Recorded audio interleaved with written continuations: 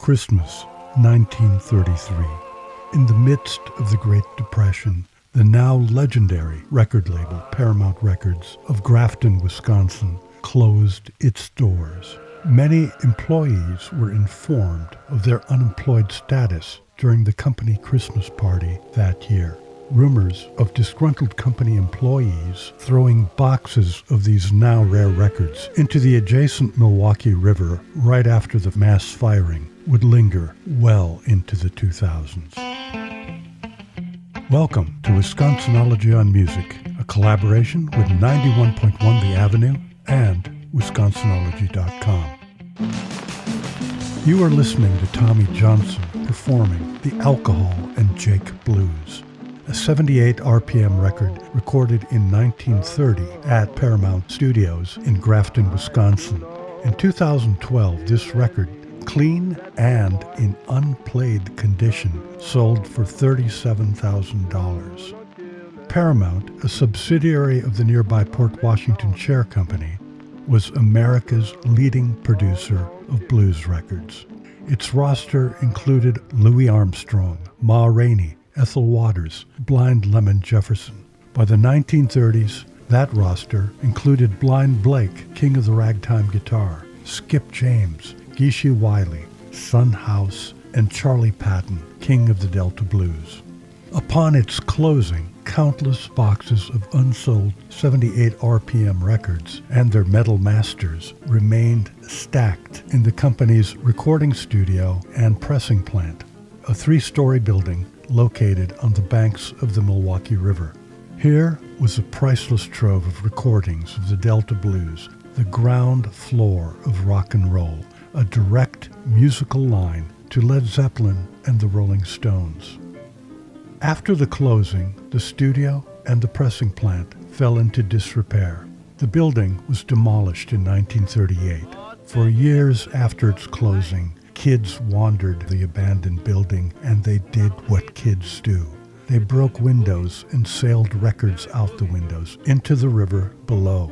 Remaining metal master discs and stacks of records, including ledgers and paperwork, were removed to storage in Port Washington and later sold for scrap during World War II.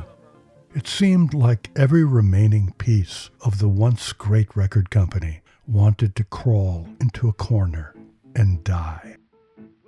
During the 1960s, a resurgence of interest in the Delta Blues and the roots of American music brought a new generation of American and European record collectors to the Grafton, Port Washington area. Through scarcity, storied reputation of its artists, and its direct lineage to modern music, the Paramount recordings became the most desirable of all collectible recordings. Obsessives of all kinds soon scoured the Grafton, Port Washington area looking for precious 78s and bits of ephemera. Some donned wetsuits and combed the hard river bottom by the ruins of the old record factory. They all found that locating records from Paramount is hard work. In the early 2000s, a longtime Paramount collector named John Tefteller arrived in Grafton. After weeks of arduous work, which was preceded by lengthy research, he found two items worthy of the title Holy Grail Discovery. Tefteller was a finder of the first tier. In the days before the internet, he would be described as having deep library skills.